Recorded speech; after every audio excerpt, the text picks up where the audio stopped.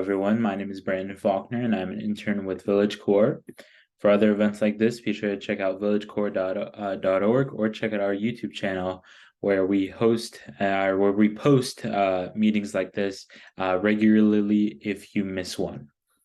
Today, we're going to examine Apple Music and what Apple Music has to offer. So as of right now, I've pulled up Apple Music in my own personal browser, but it also does come as an application on iPhones, iPads, iMacs, and MacBooks. So anything that is Apple related, Apple Music will be on that device, ready to go, ready for you to sign in using your Apple account that you have created in order to make purchases using different Apple products. So the way that you'd get started by using sort of like an Apple product, using Apple Music, is by signing into your account, which you'd use your Apple ID, and you would use the password that is designed for that Apple ID in order to sign in. Once you have signed in, you are able to curate anything you want, anything to your liking. So Apple Music has millions of different songs to choose from, around 100 million songs to choose from, and there is a subscription that you can sign up, which is Apple Music Plus, or if you're looking to get an entire subscription for different Apple services, Apple does offer a subscription for both Apple Music, Apple TV, Apple Arcade, Apple News, Apple Podcasts, and a whole bunch more of Apple products that come with your iPhone. So when using Apple Music, which was originally referred to as iTunes, Apple Music basically allows you to listen to your favorite genres. It allows you to kind of browse and discover new music, and it's really there for what you like. So there are different functions to it. Some of the functions I can't access right now because I'm not logged into Apple Music.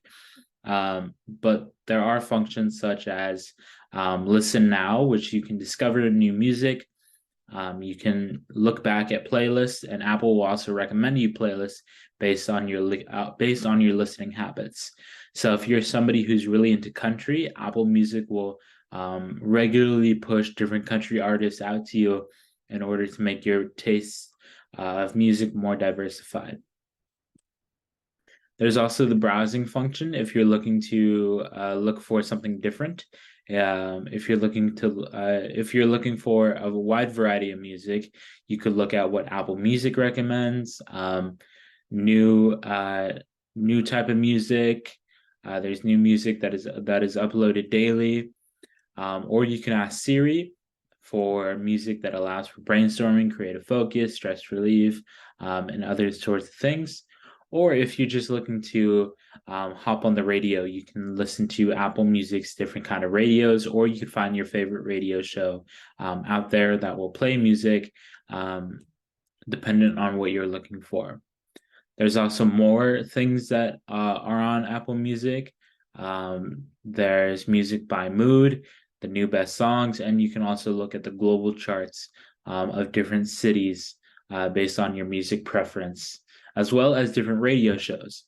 So if you're looking to just listen to a radio shows are playing on Apple Music, and they're ready to listen whenever you feel like it. There's also different artist interviews that you can watch and listen to. There's different albums that Apple will recommend, and there's also coming soon type of music, which is not released yet, but will be released soon, and it'll be on the Apple Music site and ready to go once it does release. So for the albums that are coming soon, you can actually like bookmark these and save these. So if I wanted to listen to Taylor Swift 1989, I could basically bookmark that if I were to log in, and I could say I want to be notified when this album drops so I can listen to it the day that it drops. So Apple Music has a ton of different varieties, and the way that you search for different types of music is using the search bar in the corner up over here. So if you're looking for, let's say, reggae music or indie beats or hip hop, different type of music like that, you could type that in. Or if you're looking for a specific artist, say like Elton John, Mariah Carey, Rihanna, different artists like that, you could type those artists' name into the search bar, and those artists would pop up. Same with specific songs. So if you remember a specific song from one of your favorite artists, but you don't exactly know the name, you could type in some of the lyrics into the search bar, and then that song will show up ready for you to play. Or if you do know the song name, you could just type it in. So if I was looking for, let's say, some music by Elton John, and I really wanted to listen to Goodbye Yellow Brick Road, I could type that into the search bar, and then that song by Elton John would be populated over here, and it'd be ready for me to listen to. Apple Music also allows for the browsing of different categories. There's different Halloween music, Apple Music Live, and a whole bunch of other genres that Apple Music is ready to play, and that you can click on to find different types of listening based off of what you're trying to find. So here I clicked on acoustic, and as we can see here, there's a ton of different acoustic playlists. There's a ton of different acoustic songs, new releases, artist playlists, songbook playlists, piano, hits by the decade, stations, essential albums, different types of artists, and then also acoustic music coming soon. So Apple Music does allow for a wide variety of different types of music to be played. You can also curate different playlists depending on what you were looking for. So if you wanted to create a different playlist that is dedicated to, let's say, something like hip hop, you totally could. It's just by adding the songs to your library and then adding your songs to a playlist, which you can listen to later. The nice perk about Apple Music Plus is the fact that you don't actually have to buy the music. So as of right now, if I were to attempt to listen to one of these songs, let's just click on this artist. I would only be able to preview one of the songs, but I'd also be able to buy it using iTunes. But I don't necessarily want to do that because I don't necessarily want to buy song by song by song or album by album by album. I want to buy the entire package in order to make it easy for me to access whatever music I want at any different time. And for that, I would use Apple Music Plus, which is $11 a month plus taxes, of course. So this basically allows for the making of playlists, the easy transition between Apple Music and other features. And Apple Music is curated to what you like. So you can make it whatever way possible that you want. And the playlist will be ready for you to go. Another cool thing about Apple Music is that you can follow your friends and family. So if you're looking to listen to kind of different music, but you don't really know what to look for, you can go to your friends and family's different profiles that they create using Apple Music, and you can listen to their music that they're playing at that current time. So let's say if I were to join my mother's listening habits, and she's big into Taylor Swift, and I wanted to listen to something by Taylor Swift, but I didn't exactly know what to listen to, I could go to her profile and I could preview some songs by Taylor Swift that she's been listening to and that she's been loving.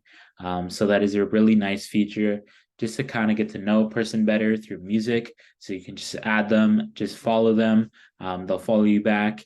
You guys can start listening to music together. The cool thing about Apple Music is that it's not just on the computer. It's also on iPhones, MacBooks, iPads, and other things like that.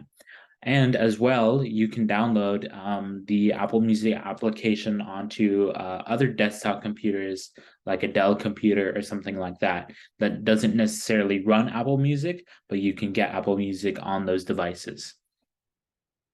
So in doing so, what this allows you to do is it allows you to connect your music to a ton of different devices, and allows you to have your music wherever you go, and lets you listen to whatever you want, wherever you are. Apple Music Plus also allows you to download your music, in case you're on like an airplane or something like that and you don't have service. You can listen to your music ad free, without having any Wi-Fi or any signal, from wherever you are. Also, there are different kinds of things with Apple Music, such as different kinds of audio style that each artist adds onto their album. I won't get too in depth in that, but dependent on what it says, such as Dolby Atmos, that is one of the different types of versions of listening to a song. This essentially means the quality of the music. So if it's talking about if an album says under it, it says a specific title, that means the title of how you're listening to it. It gets really complicated, but essentially means how you're listening to that song and what that song has to offer. So if you're looking for like a 360 effect of music, your AirPods might allow that, but at the same time, it really just depends on the artist's preference and how they recorded their music. Another cool thing about Apple Music is it'll notify you anytime one of your favorite artists releases any new songs to their account. So if you really wanted to keep up to date with different artists like Elton John, even though he's not really releasing any new music as of late, you could set up notifications for Elton John in case he does release a new song, and you can be the first to listen to it. Other than that, there's nothing really else to add about Apple Music. Apple Music is just a really cool way to discover new music, to find new music, and to just explore all around. And it is really easy to use. Other than that, my name is Brandon Faulkner, and I'm an intern for Village Core. Be sure to check out villagecore.org or check out our YouTube channel for other events like this. In case you miss one of these events and you want to get caught up on the latest things that are out there in the technology world. So once again, thank you for watching. Mm-hmm.